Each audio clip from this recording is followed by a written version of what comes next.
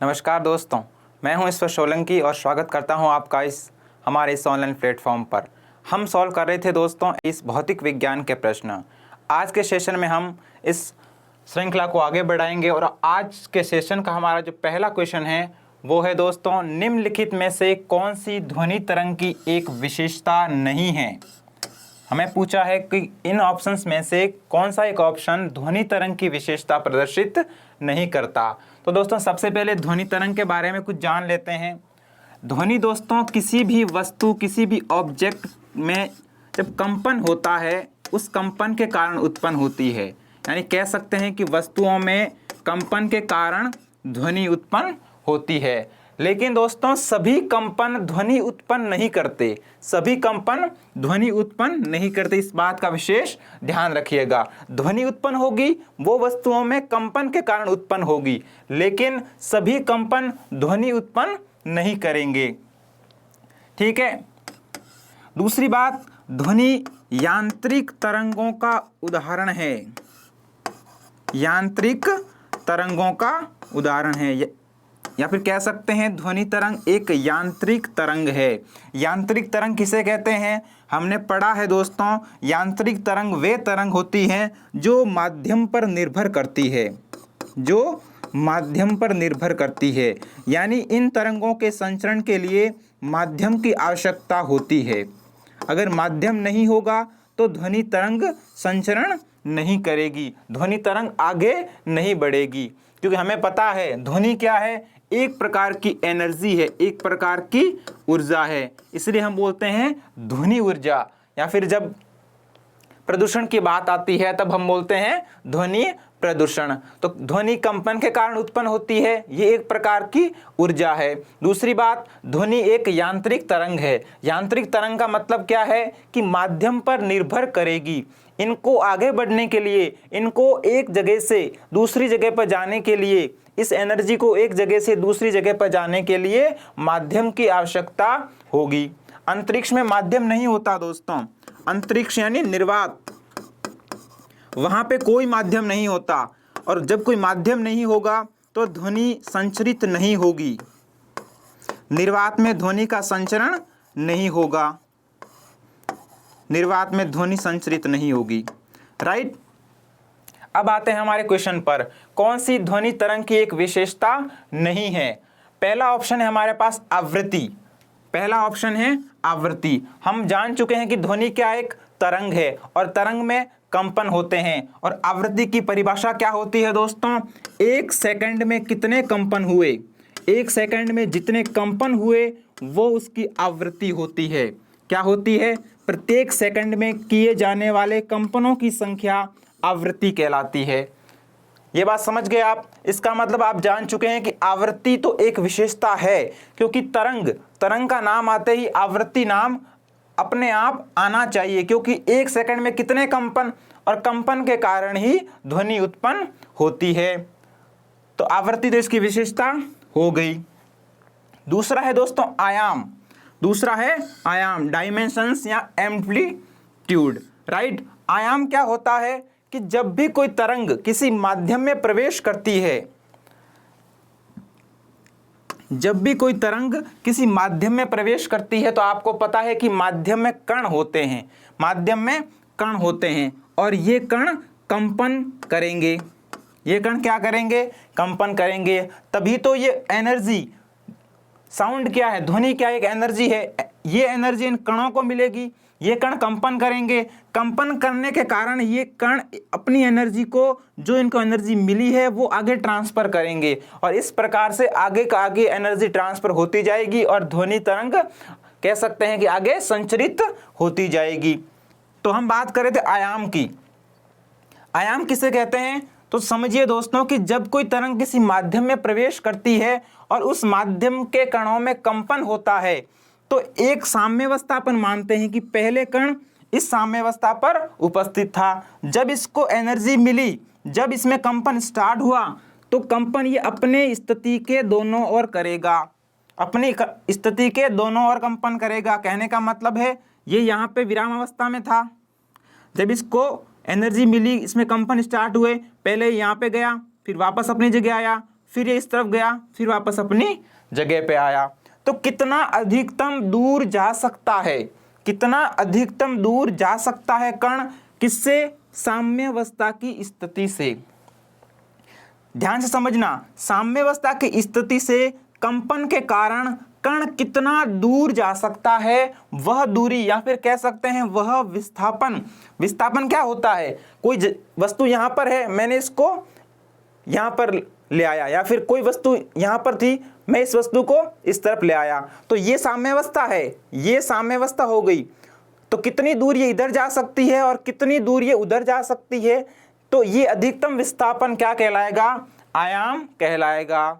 ठीक है, सीधी परिभाषा ये होगी कि जब कोई तरंग किसी माध्यम में प्रवेश करती है तो उस माध्यम के कणों में अधिकतम विस्थापन, और वो अधिकतम विस्थापन किसके सापेक्ष मापा जाएगा? साम्यावस्था की स्थिति के सापेक्ष मापा जाएगा। पहले कण कहां पर था और तरंग आने के बाद वो कण कितना अधिकतम विस्थापित हुआ, वो कहलाएगा उसका आयाम। तो ये पूरा समझने में हमें पता है कि हमने तरंग की बात की, हमने किसकी बात की? तरंग की बात की। तो समझ सकते हैं कि आयाम भी क्या है? तरंग की एक विशेषता है। सी ऑप्शन है हमारे पास संपीड़न। सी ऑप्शन है संपीड़न, कंप्रेशन। संपीड़न क्या होता है दोस्तों? किसी भी वस्तु को कंप्रेस करना, किसी भी वस्तु को संपीड़ित करना ताकि उसका आकार न्यूनतम हो जाए। लेकिन तरंग को अपन संपीड़ित कर सकते हैं क्या? तो तरंग को अपन संपीड़ित नहीं कर सकते। तरंग कोई वस्तु नहीं है, तरंग क्या? एक एनर्जी है, राइट। तो संपीड़न इसका विशेषता नहीं होगा। ये बात समझ गए आप। लास्ट ऑप्शन है चाल। लास्ट ऑप्शन है चाल। तो जब ये तरंग गति करेगी, और आपको पता है कि जब भी कोई वस्तु गति करती है, जब भी कोई वस्तु एक स्थान से दूसरे स्थान तक जाती है, जब भी कोई तरंग एक स्थान से दूसरे स्थान तक गति करती है, तो गति करने के कारण उसमें एक स्पीड जनरेट होती है, एक स्पीड पैदा होती है, एक चाल पैदा होती है, और उसी चाल को बोलते हैं तरंग की चाल, स्पीड ऑफ वेव। तो चाल की परिभाषा क्या होगी कि एकांक समय में, क्या परिभाषा लिखेंगे अपन? एकांक समय में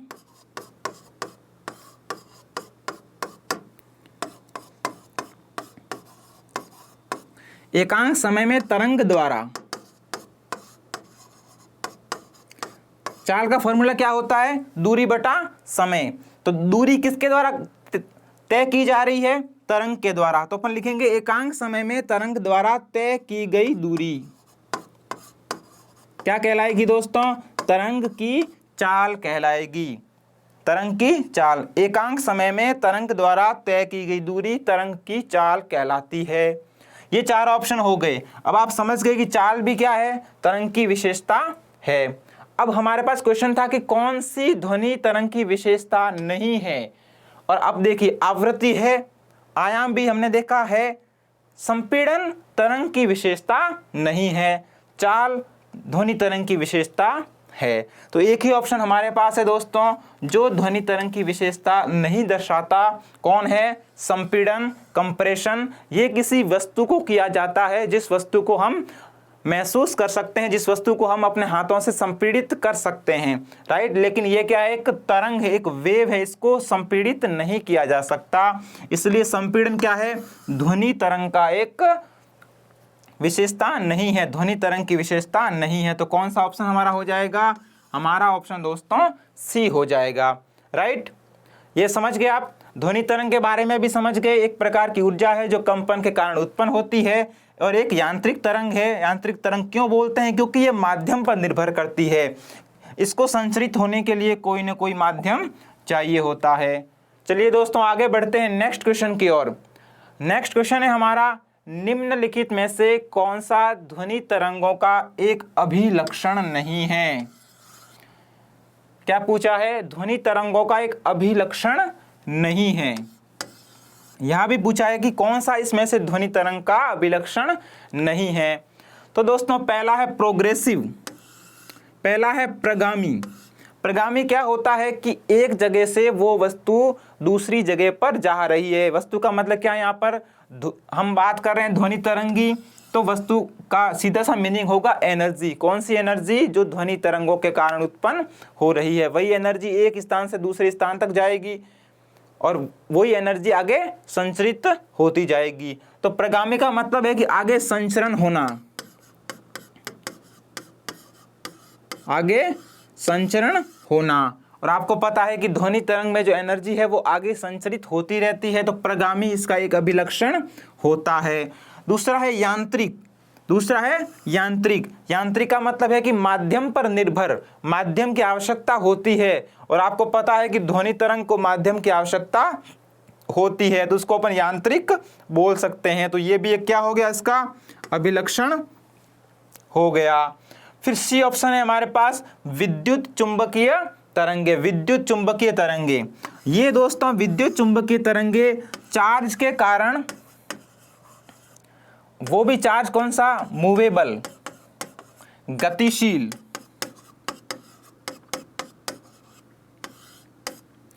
गतिशील आवेश के कारण उत्पन्न होती हैं विद्युत चुंबकीय तरंगे। लेकिन ध्वनि तरंगों में किसी भी आवेश की आवश्यकता नहीं होती, किसी भी आवेश की आवश्यकता नहीं होती। विद्युत चुंबकीय तरंगे इलेक्ट्रोमैग्नेटिक वेव आवेश के कारण, गतिशील आवेश के कारण उत्पन्न होती है, तो ये ध्वनि तरंग का अभिलक्षण नहीं है, क्योंकि ध्वनि तरंग में किसी भी आवेश की आवश्यकता नहीं होती। लास्ट ऑप्शन है अनुदैर्ध्य, लॉन्गिट्यूडिनल, अनुदैर्ध्य। तो अनुदैर्ध्य आपको पता है कि यांत्रिक तरंग दो प्रकार की होती है, अनुप्रस्थ और अनुदैर्ध्य। कौन से प्रकार की? यांत्रिक तरंग के दो प्रकार हमने पढ़े थे। पहला पढ़ा था दोस्तों अनुप्रस्थ और दूसरा होता है दोस्तों अनुदैर्ध्य। अनुदैर्ध्य, अनुप्रस्थ में क्या होता है? अनुप्रस्थ में कण अपनी स्थिति के ऊपर नीचे गति करता है और अनुदैर्ध्य में क्या होता है? कण अपनी स्थिति के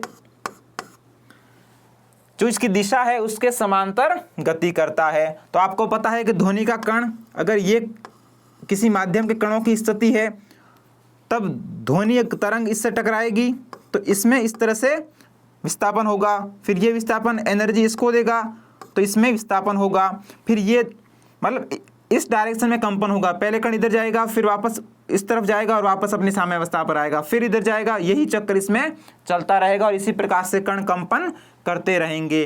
तो ध्वनि तरंग अनुदैर्ध्य तरंग का उदाहरण है, तो ये भी एक अभिलक्षण इसका हो जाता है। तो हमारे पास हमने चारों ऑप्शन डिस्कस करे, उससे यही स्पष्ट होता है कि एक ही ऑप्शन है विद्युत चुंबकीय तरंगे, जो ध्वनि तरंग का एक अभिलक्षण नहीं दर्शाता, ध्वनि तरंग का एक अभिलक्षण नहीं दर्शाता। ये बात समझ गए आप? ये क्वेश्चन अच्छे से समझ आ गया आपको? नेक्स्ट बढ़ते हैं। आज के सेशन का हमारा तीसरा क्वेश्चन, किसी कठोर वस्तु से टकराने पर घंटी जैसी ध्वनि उत्पन्न करना। किसी कठोर वस्तु से टकराने पर घंटी जैसी ध्वनि उत्पन्न करने के धातुओं के गुण को, यानी धातुओं में ऐसा गुण होता है जो उस धातु को वस्तु से टकराने पर घंटी जैसी आवाज उत्पन्न होती है, उस गुण को क्या कहते हैं? ये क्वेश्चन में हमसे पूछा गया है कि किसी भी धातु को आप एक कठोर वस्तु से टकराते हैं तो ध्वनि उत्पन्न होती है, ये आपने भी देखा होगा। तो हमें बताना है कि उस घंटी जैसी ध्वनि उत्पन्न करने का जो गुण है उसको क्या कहते हैं। तो आइए ऑप्शन चेक करते हैं। हम ऑप्शन को अच्छे से समझेंगे तो हमारे पास आंसर आ जाएगा। पहला है दोस्तों तन्यता, टेंसाइल, तन्यता का गुण। और दोस्तों तन्यता का गुण किसी वस्तु को खींचने पर, किसी धातु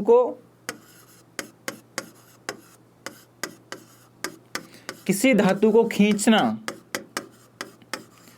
किसी धातु को खींचकर लंबा करने वाला जो गुण है, किसी धातुओं को खींचने का गुण क्या कहलाता है दोस्तों? तन्यता कहलाता है, राइट, तन्यता कहलाता है। फिर है दोस्तों एक ऑप्शन है अपारदर्शिता। अपारदर्शिता का मतलब क्या है? कि धातु के आर पार नहीं देख सकते।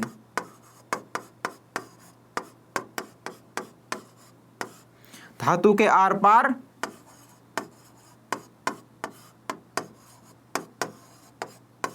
नहीं देख सकते, यानी किसी भी वस्तु के, किसी भी धातु के आर पार नहीं देख पाना किसका गुण है? अपारदर्शिता का गुण है। उसके बाद है फोनेटिक्स। उसके बाद है दोस्तों फोनेटिक्स। इसका क्या गुण है कि वस्तु से टकराने पर ध्वनि उत्पन्न, एक ही लाइन में अगर अपन बोले तो ध्वनि उत्पन्न करने का गुण, ध्वनि उत्पन्न करने का गुण, ध्वनि उत्पन्न करने का गुण, राइट। बी ऑप्शन हमारे पास है आघात वर्धनीयता। आघात वर्धनीयता यानी आघात, यानी अपन उसको पीट कर, वर्धनीयता का मतलब उसको लंबा करना, किसी भी धातु को पीट कर जो लंबा करने का गुण है, यानी उसकी लंबाई बढ़ाने का गुण है, अपन लिख सकते हैं पीट कर लंबी करने का गुण। किसी भी धातु को अपन पीट कर जब उसकी लंबाई बढ़ाते हैं तो उसका वह गुण कौन सा कहलाता है? आघात वर्धनीयता कहलाता है। ठीक है, फिर है फोनेटिक्स, ध्वनि उत्पन्न करने का गुण। फिर अपारदर्शिता, किसी भी धातु के आर पार या फिर किसी भी वस्तु के आर पार हम नहीं देख सकते, उसका ये गुण क्या कहलाता है? अपारदर्शिता कहलाता है। तो हमारे पास है किसी वस्तु से टकराने पर घंटी जैसी ध्वनि उत्पन्न करने का गुण। अगर यहाँ पर घंटी ना भी लिखा होता तो अगर इससे हमसे यही पूछा होता ध्वनि उत्पन्न करने का गुण, तब भी हम क्या बोलते? फोनेटिक्स, या फिर बोल सकते हैं ध्वन्यात्मकता, राइट। क्या ऑप्शन हमारा हो जाएगा? सी ऑप्शन हमारा करेक्ट हो जाएगा, क्योंकि बाकी ऑप्शन क्या है? तन्यता क्या है? धातु को खींचने का गुण। आघात वर्धनीयता क्या है? पीट कर लंबी करने का गुण, धातु को पीट कर उसको लंबा करना है, उसकी लंबाई में वृद्धि करना। फिर अपारदर्शिता, धातु के आर पार नहीं देख पाना, कौन सा गुण कहलाता है? अपारदर्शिता कहलाता है। तो हमारे पास एक ही ऑप्शन हमारा करेक्ट हो जाएगा, ध्वनि उत्पन्न करने का गुण क्या कहलाता है? फोनेटिक्स कहलाता है। ये बात समझ गए? सब ऑप्शन आप समझ गए? नेक्स्ट बढ़ते हैं अगले क्वेश्चन की ओर। अगला क्वेश्चन है दोस्तों, अल्ट्रासोनिक तरंगों की आवृत्ति क्या है? अल्ट्रासोनिक तरंगों की आवृत्ति क्या है? देखिए, 3 प्रकार की तरंगे होती है दोस्तों। कौन कौन सी तरंगे होती हैं? एक होती हैं अवश्रव्य तरंगे। अवश्रव्य को बोलते हैं इंफ्रासोनिक।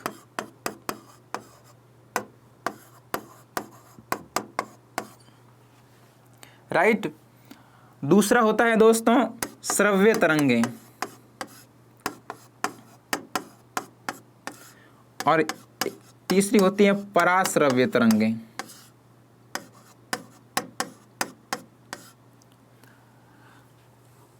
जब भी क्वेश्चन आता है दोस्तों, तीनों की आवृत्ति पूछी जाती है, तीनों की आवृत्ति पूछी जाती है। तो अवश्रव्य तरंगों की दोस्तों आवृत्ति, अगर इसमें एक ट्रिक, अगर आप श्रव्य तरंगों की आवृत्ति की रेंज, इसका परास अगर अपन याद रखें, इसकी आवृत्ति का परास अपन याद रखें, तो इसकी भी हमें याद हो जाएगी और इसकी भी याद हो जाएगी। तीनों की अलग अलग याद करने से आप बच जाएंगे, या फिर आपको ज़्यादा याद नहीं रखना पड़ेगा। श्रव्य तरंगे, इसकी दोस्तों आप याद रखिए 20 हर्ट्ज से 20,000 हर्ट्ज तक। श्रव्य तरंगों की आवृत्ति क्या है? 20 हर्ट्ज से 20,000 हर्ट्ज तक। 20,000 को आप 20 किलो हर्ट्ज भी लिख सकते हैं, बहुत जगह 20 किलो हर्ट्ज भी लिखा हुआ मिलता है आपको। तो श्रव्य तरंगों की परास क्या है? आवृत्ति की परास क्या है? 20 हर्ट्ज से 20,000 हर्ट्ज तक, या फिर कह सकते हैं 20 हर्ट्ज से 20 किलो हर्ट्ज तक। अब आप देखिए, आपको इसकी पता है, श्रव्य तरंग की आपको पता चल गई। आपको क्या याद है कि श्रव्य तरंगों की 20 हर्ट्ज से 20,000 हर्ट्ज तक होती है आवृत्ति।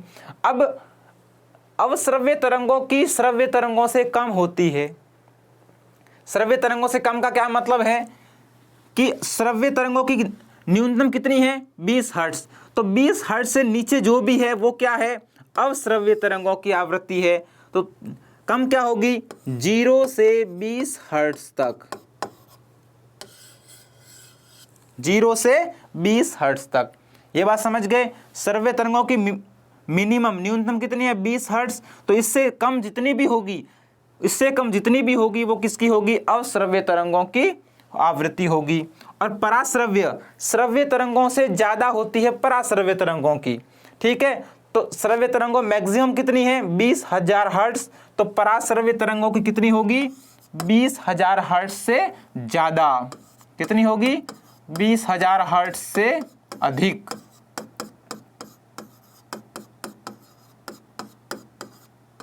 20,000 हर्ट्ज से अधिक हो जाएगी, या फिर इसको लिख सकते हैं 20 किलो हर्ट्ज।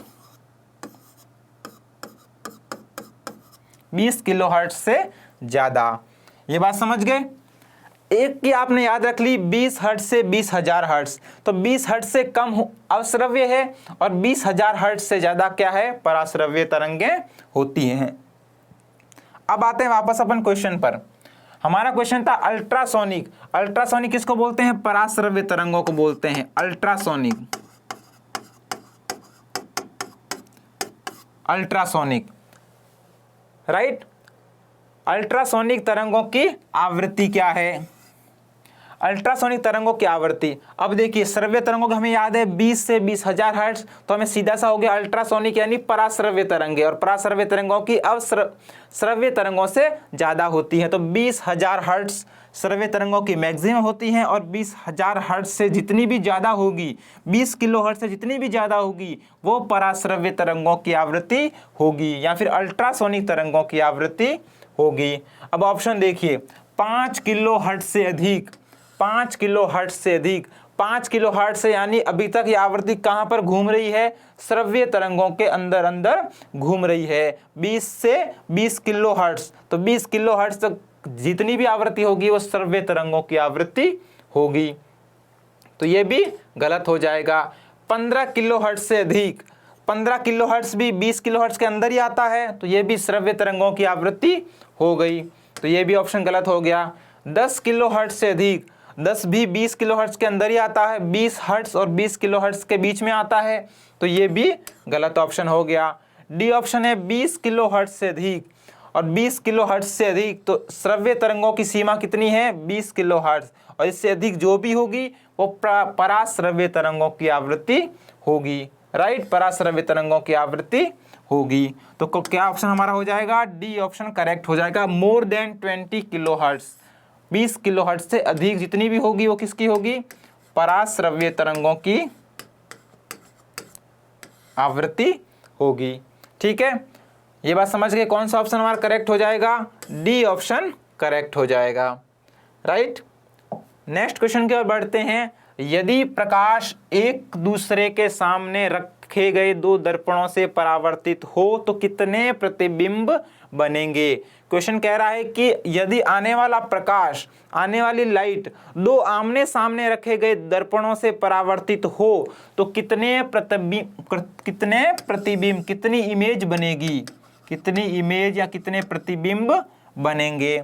अब देखिए इसमें कॉन्सेप्ट क्या है, एक शीशा आपने यहां पर रख दिया, एक शीशा इसके बिल्कुल सामने रख दिया। अब यहां से कोई लाइट आ रही है, यहां से कोई लाइट आ रही है, वो इस मिरर पर पड़ेगी, इस शीशे पर पड़ेगी और यहां से परावर्तित होकर इस पे जाएगी, राइट, और वापस इससे परावर्तित होकर ये इस पर आएगी, इससे परावर्तित वापस इस पर जाएगी। ये प्रक्रम बार बार चलता रहेगा, ये प्रक्रम बार बार चलता रहेगा। बार बार कैसे, देखिए जब ये इस शीशे पर पड़ रही है तो इस यहाँ पे जो प्रतिबिंब है वो इस पर बनेगा, और इसमें बना हुआ प्रतिबिंब वापस इसके लिए वस्तु का काम करेगा, तो इसके प्रतिबिंब का वापस इस शीशे में प्रतिबिंब बनेगा, और वापस इसमें जो प्रतिबिंब बनेगा वो इसके लिए बिंब का काम करेगा, तो वापस उस बिंब का इसमें प्रतिबिंब बनेगा। तो ऐसे करते करते ये अनंत प्रतिबिंब बनेंगे। कितने प्रतिबिंब बनेंगे, जब दो शीशों को, जब दो मिरर को आमने सामने रखा जाता है और उस पर लाइट गिराई जाती है, तब अनंत प्रतिबिंब यानी अपन गिन नहीं सकते उतने प्रतिबिंब बनेंगे। तो आंसर तो क्या हो जाएगा हमारा, अनंत प्रतिबिंब बनेंगे। कब बनेंगे, जब दो शीशों को आमने सामने रख दिया जाए और किसी एक शीशे पर लाइट गिरा दी जाए, राइट। इसका एक एग्जांपल आपने देखा होगा, आप कभी भी हेयर सैलून में गए होंगे, आप कभी हेयर सैलून में गए, वहां पर एक शीशा आपके सामने रखा होता है जिसमें आप अपनी जिसकी तरफ मुंह करके आपके बाल काटे जाते हैं। तो एक शीशा, बड़ा शीशा आपके सामने रखा होता है और एक शीशा आपके पीठ के पीछे रखा होता है, आपके पीठ के पीछे लगाया हुआ होता है। तो आप अपने सामने वाले शीशे में अपने जो आपके जो माथे के पीछे वाले, सिर के पीछे वाले बालों की जो कटिंग आपको देखनी है, उसकी स्टाइल आपको देखनी, तो आप सामने वाले शीशे में देखते हैं। सामने वाले शीशे में पीछे वाले शीशे का इमेज बना हुआ होता है, राइट। तो आप सामने वाले शीशे में देखेंगे तो पीछे वाले शीशे का इमेज दिखेगा, और आप ध्यान से देखेंगे तो पीछे वाले शीशे में आपके आगे वाले शीशे में जो इमेज बना वो भी दिखेगा। तो ऐसे करते करते अंदर के अंदर आप पाएंगे कि अंदर की अंदर इमेज बन रही है। शीशे के अंदर एक शीशा, उसके अंदर आपकी इमेज, फिर अंदर शीशा, फिर इसके अंदर आपकी इमेज। आपने अगर नोटिस नहीं किया तो अगली बार आप जाएंगे तो हेयर सैलून में आप नोटिस करना। आप इतने प्रतिबिंब बनेंगे, आप उसको गिन नहीं पाएंगे। सबसे बड़ा वाला प्रतिबिंब बनेगा, उसके अंदर शीशा थोड़ा सा छोटा, उसके अंदर फिर आपका प्रतिबिंब, उसके अंदर फिर उससे छोटा शीशा, आप फिर उसका अंदर आपका प्रतिबिंब। ठीक है। तो क्या क्वेश्चन था हमारा, यदि प्रकाश एक दूसरे के सामने रखे गए दो दर्पणों से परावर्तित हो तो कितने प्रतिबिंब बनेंगे? अनंत प्रतिबिंब बनेंगे। जितने आप गिन नहीं सकते उतने प्रतिबिंब बनेंगे, यानी कोई फिक्स प्रतिबिंब नहीं बनेंगे। नेक्स्ट क्वेश्चन है दोस्तों, निम्नलिखित में से किसका उपयोग सर्च लाइट में प्रवर्तक के रूप में किया जाता है? सर्च लाइट के कौन सी होती है दोस्तों? टॉर्च। कौन सी होती है? जो आप टॉर्च यूज करते हैं उसको क्या बोलते हैं? सर्च लाइट में प्रवर्तक के रूप में उपयोग किया जाता है। किसका उपयोग किया? कौन से दर्पण का उपयोग किया जाता है? तो देखिए दोस्तों, सर्च लाइट में प्रवर्तक के रूप में उपयोग किसका किया जाता है और क्यों किया जाता है, हम समझते हैं।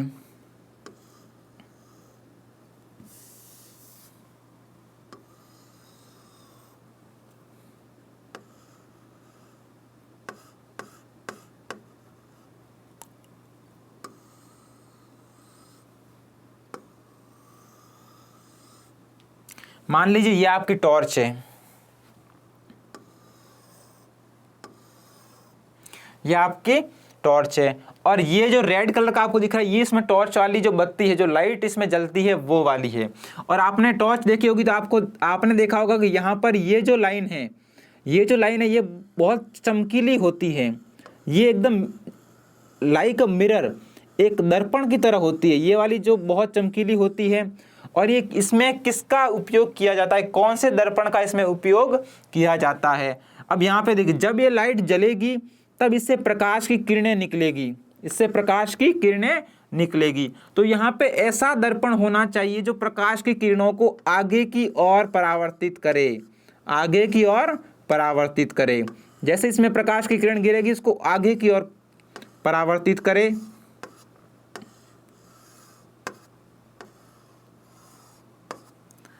इस प्रकार का दर्पण आपको यहाँ पे चाहिए। और ये दोस्तों कौन सा दर्पण है? हमने देखा होगा कि उत्तल दर्पण और अवतल दर्पण।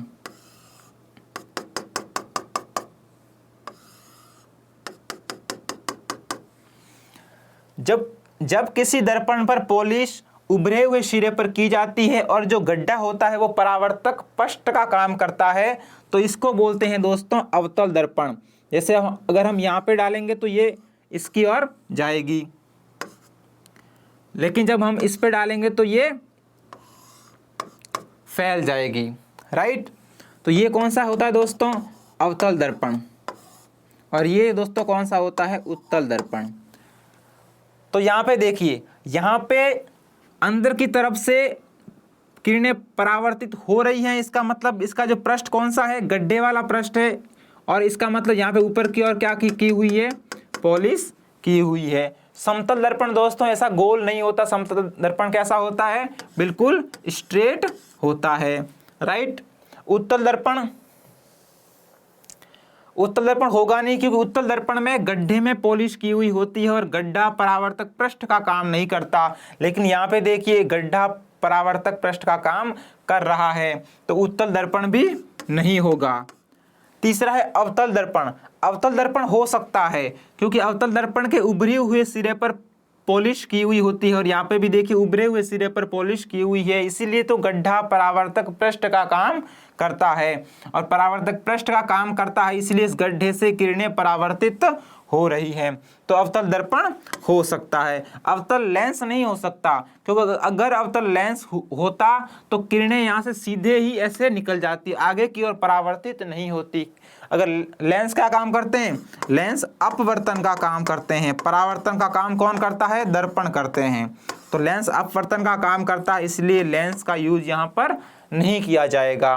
कौन सा ऑप्शन हमारा करेक्ट हो जाएगा, अवतल दर्पण हमारा ऑप्शन करेक्ट हो जाएगा। अवतल दर्पण इस बत्ती से निकलने वाली किरणों को स्ट्रेट आगे की ओर परावर्तित करती है, स्ट्रेट आगे की ओर परावर्तित करती है, राइट। अवतल दर्पण, तो ये बात समझ आ गई। सर्च लाइट में प्रवर्तक के रूप में, इसको क्या बोलते हैं, प्रवर्तक बोलते हैं। प्रवर्तक मतलब किरणों को परावर्तित करने वाला पृष्ठ। किसका उपयोग होता है, अवतल दर्पण का उपयोग होता है, ठीक है। नेक्स्ट अपन आप आगे बढ़ते हैं दोस्तों। निम्नलिखित में से कौन सी वस्तु केवल परावर्तित प्रकाश के कारण दिखाई देती है। कौन सी वस्तु केवल परावर्तित प्रकाश, यानी कि कहीं और से प्रकाश आ रहा है और उस वस्तु पर पड़कर हमारी आंखों में आ रहा है, इसीलिए केवल वो वस्तु दिखाई देती है। कौन सा ऑप्शन इसमें से ऐसा है। पहला ऑप्शन है जलती हुई मोमबत्ती, जलती हुई मोमबत्ती। तो दोस्तों जलती हुई मोमबत्ती स्वयं प्रकाश उत्पन्न करती है, किसी और का प्रकाश उस पर परावर्तित नहीं होता, किसी और का प्रकाश उस पर नहीं गिरता कि परावर्तित होकर हमारी आंखों तक पहुंचे, हमारी आईज तक पहुंचे और उस वो वस्तु हमें दिखाई दे। तो जलती हुई मोमबत्ती स्वयं प्रकाश उत्पन्न करती है। मोमबत्ती को आप बुझा के रखिए, कोई प्रकाश नहीं होगा, मोमबत्ती को आप जला दीजिए तो खुद ही प्रकाश उत्पन्न करती है। तो जलती हुई मोमबत्ती स्वयं प्रकाश उत्पन्न करती है, कहीं और से प्रकाश का परावर्तन नहीं होता। जैसे जलती हुई मोमबत्ती है वैसे के वैसे क्या है, जलती हुई मशाल, वैसा क्या है, जलती हुई मशाल। तो जलती हुई मशाल को भी आपने देखा होगा स्वयं ही प्रकाश उत्पन्न करती है। सी ऑप्शन है चांद, मून। तो चांद आपको पता है, आपने पढ़ा भी होगा, चांद अपने आप नहीं चमकता, चांद अपने आप नहीं चमकता। सूर्य की किरणें,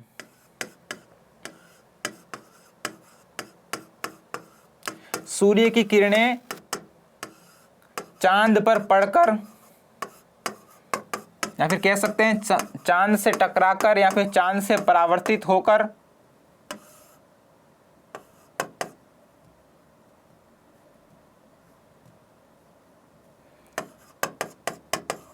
हमारी आंखों तक पहुंचती है।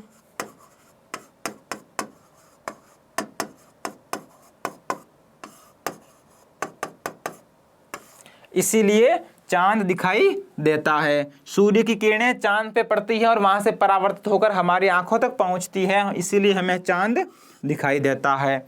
डी ऑप्शन है तारे। डी ऑप्शन क्या है, तारे। तो आपको पता है तारे स्वयं ही प्रकाश उत्पन्न करते हैं, तारे सूर्य की प्रकाश के कारण नहीं चमकते हैं, स्वयं प्रकाश उत्पन्न करते हैं, स्वयं प्रकाश उत्पन्न करते हैं। तो हमारे पास चार, जलती हुई मोमबत्ती, चार ऑप्शन थे हमारे पास। जलती हुई मोमबत्ती खुद प्रकाश उत्पन्न करती है, जलती हुई मशाल भी सेम है, स्वयं प्रकाश उत्पन्न करती है। लेकिन दोस्तों चांद है वो सूर्य के प्रकाश के कारण हमें चमकता हुआ प्रदर्शित होता है, तारे स्वयं प्रकाश उत्पन्न करते हैं। तो एक ही ऑप्शन ऐसा है जो किसी और के प्रकाश के परावर्तन के कारण चमकता है। कौन है, चांद। ये किसी और के, किसके, सूर्य की किरणों के कारण हमें दिखाई देता है। बात समझ आ गई। तो कौन सा ऑप्शन हमारा करेक्ट हो जाएगा, हमारा सी ऑप्शन करेक्ट हो जाएगा। नेक्स्ट क्वेश्चन है दोस्तों, आपतित किरण आपतन बिंदु, आपतित किरण आपतन बिंदु पर लंब किरण और परावर्तित किरण सभी ... अवस्थित होते हैं, राइट। आपतित किरण आपतन बिंदु पर लंब किरण और परावर्तित किरण सभी अवस्थित होते हैं। ऑप्शन में दिया है विपरीत समतलों पर, समान समतलों पर, ऊर्ध्वाधर रूप से, भिन्न समतलों पर, ये सारी कहानी दी हुई है। तो पहले तो हम इसको विच डायग्राम समझते हैं।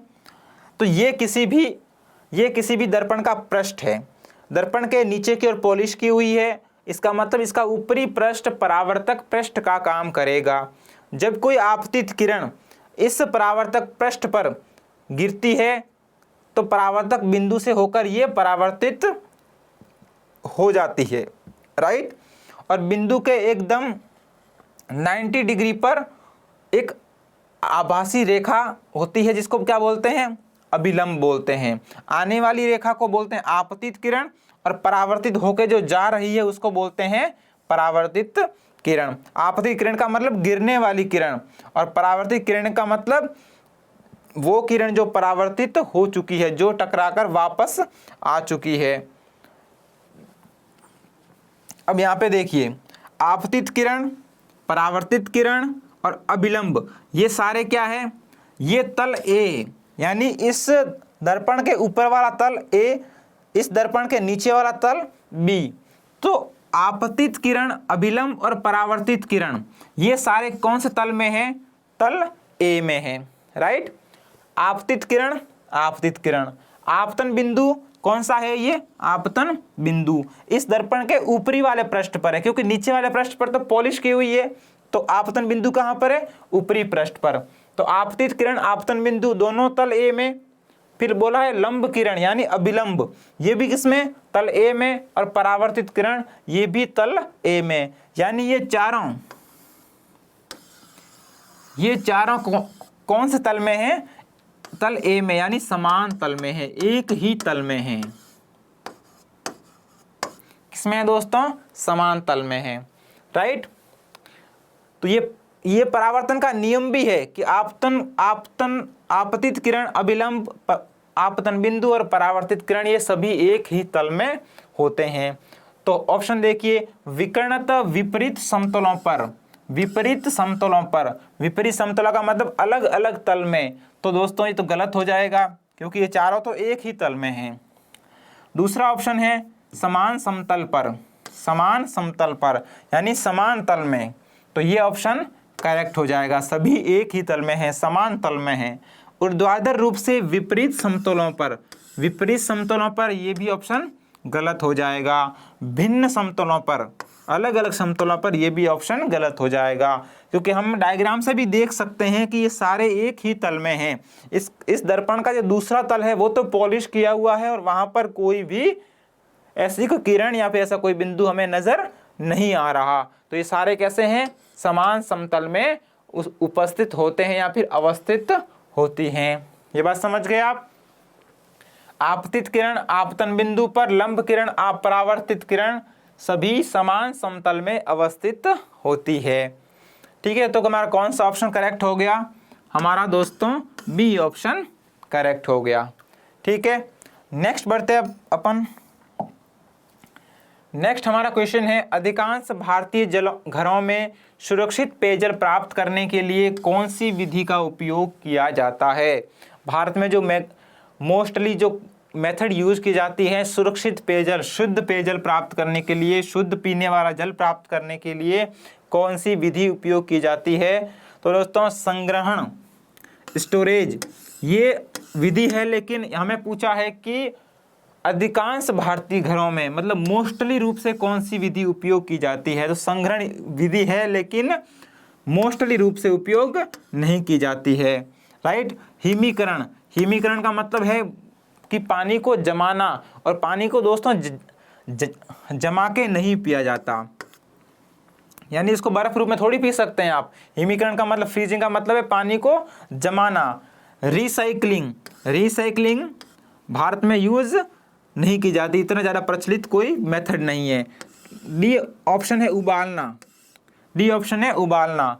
उबालना सुरक्षित पेयजल प्राप्त करने के लिए एक मोस्ट विधि है, और पानी को सुरक्षित पेयजल बनाने के लिए क्यों उबाला जाता है, क्योंकि पानी के अंदर कई प्रकार के सूक्ष्म जीव होते हैं, हानिकारक सूक्ष्म जीव होते हैं जो हमारी बॉडी में जाकर हमें बीमार कर सकते हैं, हमारे बॉडी को नुकसान पहुंचा सकते हैं। उबालने के कारण क्या होगा, जब टेम्परेचर बढ़ेगा तो इन सूक्ष्म जीवों की उपापचयी क्रियाएं, उपापचयी क्रियाओं का मतलब है इनके शरीर के अंदर इनको जीवित रखने के लिए जो रिएक्शंस हो रही हैं, जो अभिक्रियाएं हो रही हैं, उनको बोलते हैं उपापचयी क्रियाएं। वो उपापचयी क्रियाएं क्या हो जाएगी, रुक जाएगी। जब हम पानी को उबालेंगे तापमान बढ़ेगा पानी का, और तापमान जब बढ़ेगा तो इन सूक्ष्म जीवों की उपापचय क्रियाएं रुक जाएगी, और इस उपापचय क्रियाओं के रुकने के कारण इनकी मृत्यु हो जाएगी और हमारा शरीर बीमार होने से बच जाएगा। यानी सुरक्षित पेयजल है, उबालने के कारण सूक्ष्म जीव जो हानिकारक सूक्ष्म जीव हैं उनकी मृत्यु हो जाती है, और उसके कारण ये हमारे पीने के लिए सेफ हो जाता है। क्या हो जाता है? सेफ हो जाता है। तो कौन सी विधि हमारे भारत में सबसे ज़्यादा यूज की जाती है सुरक्षित पेयजल प्राप्त करने के लिए? तो कौन सी विधि? कि पानी को उबाल के ठंडा करके पीना। राइट? कौन सा ऑप्शन हमारा करेक्ट हो जाएगा? डी ऑप्शन हमारा करेक्ट हो जाएगा। नेक्स्ट क्वेश्चन की ओर बढ़ते हैं। नेक्स्ट क्वेश्चन है, इनमें से किसके अनुसार तापमान और अन्य भौतिक स्थितियां नियत रहने पर किसी चालक के दो बिंदुओं के बीच प्रवाहित होने वाली धारा दो बिंदुओं के बीच विभवांतर के अनुक्रमानुपाती या फिर बोल सकते हैं समानुपाती होती है? क्या बोला गया है? किसी चालक के दो बिंदुओं के बीच प्रवाहित धारा, यानी धारा का मतलब क्या है? आई, करंट। दो बिंदुओं के बीच विभवांतर, विभवांतर क्या बोलते हैं? वी के अनुक्रमानुपाती होती है या फिर समानुपाती होती हैं।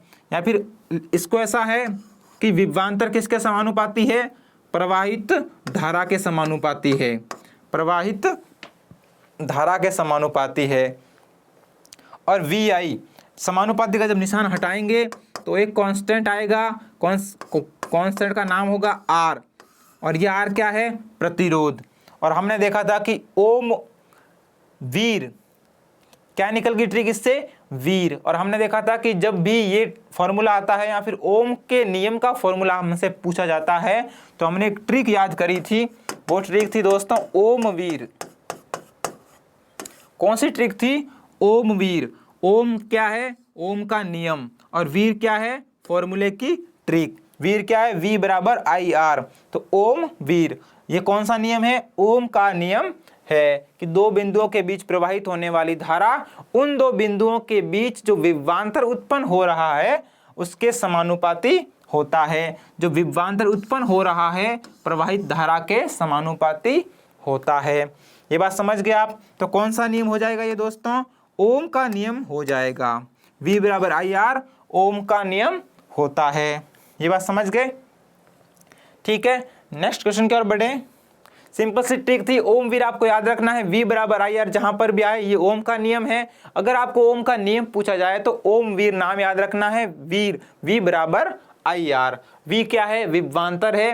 I क्या है? करंट है, मतलब विद्युत धारा है। और R क्या है? प्रतिरोध है। प्रतिरोध यानी विद्युत धारा के मार्ग में जो रुकावट पैदा करता है वह प्रतिरोध।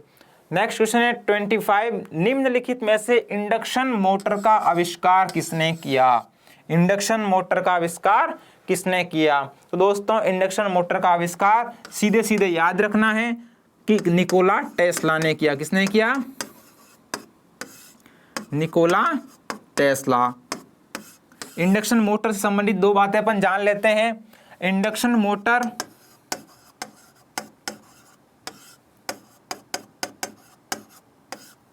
प्रेरण के सिद्धांत पर काम करती है।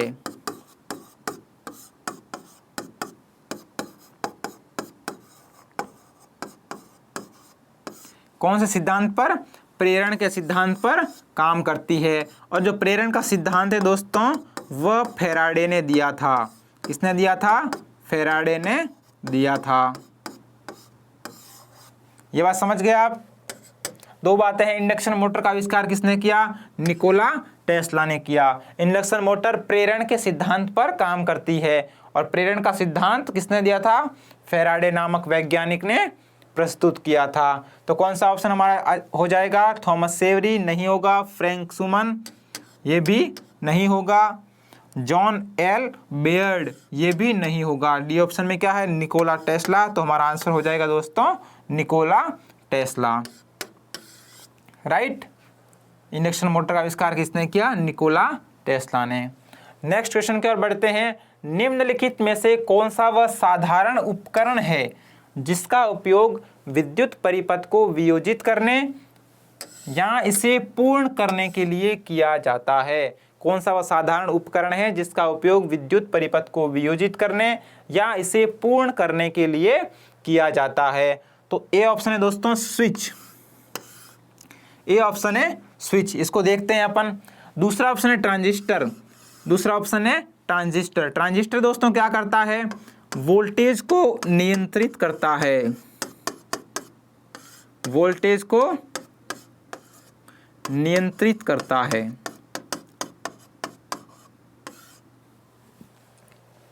क्या करता है? किसी भी तार में प्रवाहित वोल्टेज को नियंत्रित करता है। प्रतिरोध क्या करता है?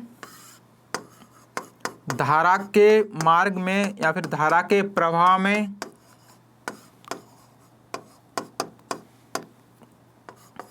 बाधा उत्पन्न करना।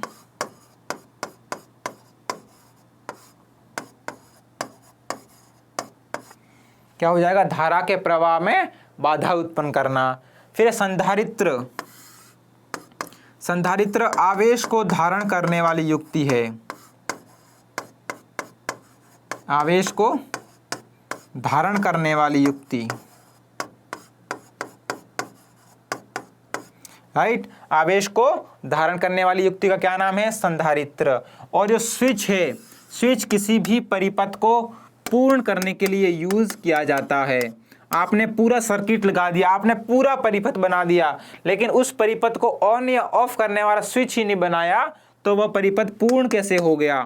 या फिर कह सकते हैं किसी भी परिपथ को पूरा करने के लिए स्विच की आवश्यकता होती है। तो कौन सा ऑप्शन हमारा हो जाएगा?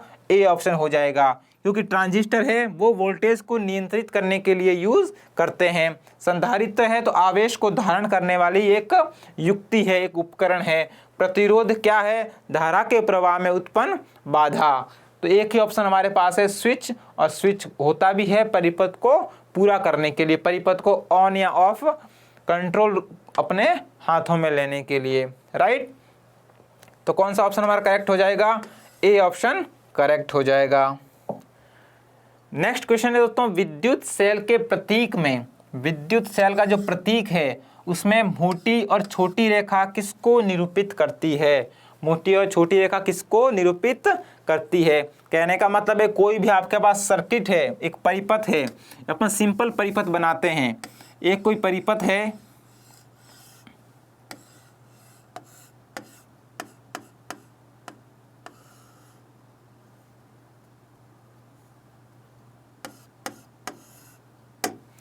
ये कोई परिपथ है, ये विद्युत सेल है, ये कुंजी है या फिर बोल सकते हैं स्विच है, और ये कोई बल्ब है,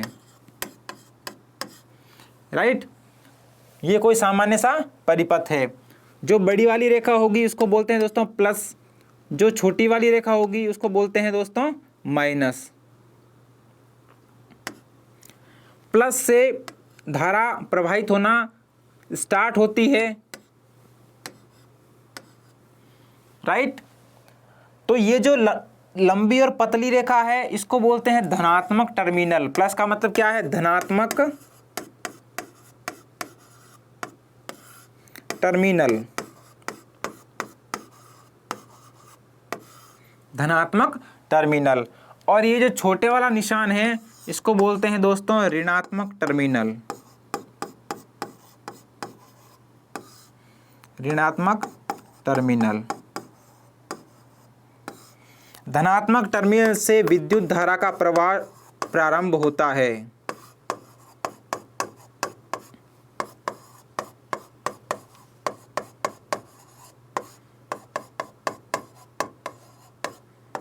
क्या होता है? विद्युत धारा का प्रवाह प्रारंभ होता है, ठीक है। यहाँ पे देखिए, इसमें भी आप देख सकते हैं प्लस से आई यानी विद्युत धारा स्टार्ट हो रही है, और जो छोटी और मोटी रेखा है वो माइनस टर्मिनल को, ऋणात्मक टर्मिनल को शो कर रही है। तो हमारा क्वेश्चन सीधा सा हो गया, मोटी और छोटी रेखा किसको निरूपित करती है? धनात्मक टर्मिनल को। नहीं सर, किसको करती है, ऋणात्मक टर्मिनल को प्रदर्शित करती है। उदासीन टर्मिनल इसमें होता नहीं है, रिंग टर्मिनल को भी प्रदर्शित नहीं करती है। रिंग टर्मिनल किसी भी कुंजी को, किसी भी स्विच को प्रदर्शित करता है। तो हमारा कौन सा ऑप्शन हो जाएगा, बी ऑप्शन जो हमारा है वो करेक्ट हो जाएगा। छोटी और मोटी रेखा ऋणात्मक यानी माइनस टर्मिनल को शो करती है, और अगर ऐसा बोल दिया कि लंबी और पतली रेखा तो दोस्तों प्लस टर्मिनल या फिर बोल सकते हैं धनात्मक टर्मिनल को प्रदर्शित करती है। क्वेश्चन नंबर 28 है, विद्युत बल्ब का आविष्कार किसने किया था। विद्युत बल्ब का आविष्कार किसने किया था। तो दोस्तों बल्ब का आविष्कार आप सबको पता है, बल्ब का आविष्कार किया था दोस्तों एडिसन ने। एडिसन जिनका पूरा नाम दोस्तों थॉमस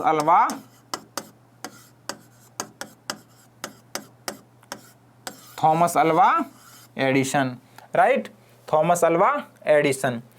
तो कौन सा ऑप्शन हमारा हो जाएगा, सीधा सा आंसर है विद्युत बल्ब का आविष्कार किसने किया, Thomas Alva Edison. B option में है, कौन सा ऑप्शन है हमारा, बी ऑप्शन में क्या है, थॉमस अल्वा एडिसन। तो करेक्ट कौन सा हो जाएगा हमारा ऑप्शन, बी ऑप्शन करेक्ट हो जाएगा। फिर भी एक बार सब ऑप्शन को देख सकते हैं। आइजैक न्यूटन ने दोस्तों गति के नियम दिए थे। क्या दिए थे, गति के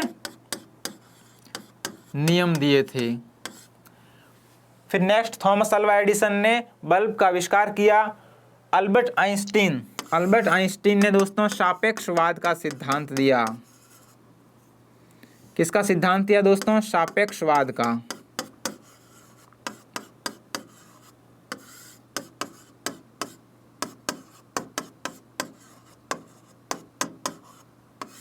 सापेक्षवाद का सिद्धांत दिया।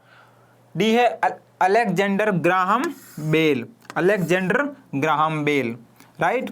तो इनका यहाँ पर कोई रोल है नहीं। हमारा आइजैक न्यूटन गति के नियम दिए, थॉमस अल्वा एडिसन ने बल्ब का आविष्कार किया, और अल्बर्ट आइंस्टीन जो मोस्ट साइंटिस्ट हैं सापेक्षवाद का सिद्धांत दिया, राइट। तो हमारा कौन सा ऑप्शन करेक्ट हो जाएगा, बी ऑप्शन करेक्ट हो जाएगा। ये बात समझ गए आप। नेक्स्ट क्वेश्चन की ओर बढ़े। नेक्स्ट क्वेश्चन है, अल्फा कण किसके द्विआवेशित आयन होते हैं। अल्फा कण किसके द्विआवेशित आयन होते हैं, कौन से कण, अल्फा कण। तो दोस्तों अल्फा कण किसके होते हैं, अल्फा कण दोस्तों हीलियम। अल्फा कण का फॉर्मूला क्या होता है, सिंबल क्या होता है, हीलियम प्लस टू। किसी भी हीलियम अणु में से 2 इलेक्ट्रॉन अगर निकाल दिए जाएं, 2 इलेक्ट्रॉन को निकाल दिया जाए, वैसे आपको पता है हीलियम में 2 इलेक्ट्रॉन ही होते हैं, हीलियम में 2 इलेक्ट्रॉन ही होते हैं। यहाँ पे देखिए हाइड्रोजन एक नंबर आता है, दूसरे नंबर आता है हीलियम। हाइड्रोजन में क्या है, 1 प्रोटॉन, 1 न्यूट्रॉन और 1 इलेक्ट्रॉन। हीलियम में क्या, 2 प्रोटॉन, 2 न्यूट्रॉन और 2 इलेक्ट्रॉन। हम इस हीलियम परमाणु में से 2 इलेक्ट्रॉन को निकाल रहे हैं।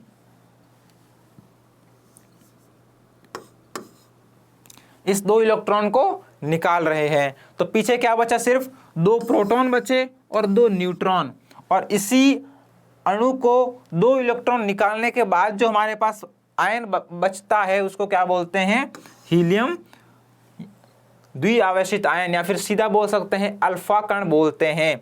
अब 2 इलेक्ट्रॉन निकाल दिए, अब ये सिर्फ जो He है ये किस में बदल गया, ये दोस्तों बदल गया He2+ में बदल गया, या फिर इसको लिख सकते हैं He+2, राइट।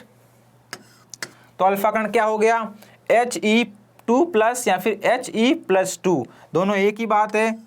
2+ का मतलब है 2 इलेक्ट्रॉन हमने हीलियम आयन से, हीलियम परमाणु से बाहर निकाल दिए, 2 इलेक्ट्रॉन हमने इससे बाहर निकाल दिए। आप कई जगह ऐसा भी पढ़ते हैं H+ का मतलब क्या है, हाइड्रोजन में से जितने प्लस होंगे, यहाँ पे प्लस कितना है, केवल 1, यानी हाइड्रोजन में से 1 इलेक्ट्रॉन बाहर निकाल दिया, यानी हाइड्रोजन में से ये जो 1 ही इलेक्ट्रॉन था इसको भी बाहर निकाल दिया, राइट। तो यानी हीलियम का द्विआवेशित आयन क्या कहलाएगा, अल्फा कण कहलाएगा। तो कौन सा हमारा ऑप्शन हो जाएगा, पहला ऑप्शन बेरिलियम, तो ये ऑप्शन गलत हो जाएगा। हाइड्रोजन ये भी गलत हो जाएगा। तीसरा ऑप्शन क्या है? हीलियम। हीलियम का द्विआवेशित आयन क्या कहलाता है? अल्फा कण कहलाता है। द्विआवेशित का मतलब क्या है? आवेश कितना है यहाँ पर? 2। और कौन सा आवेश है? धनावेश। धनावेश का मतलब क्या है कि इलेक्ट्रॉनों को बाहर निकाल दिया गया परमाणु से। तो कौन सा ऑप्शन हमारा करेक्ट हो जाएगा? सी ऑप्शन करेक्ट हो जाएगा।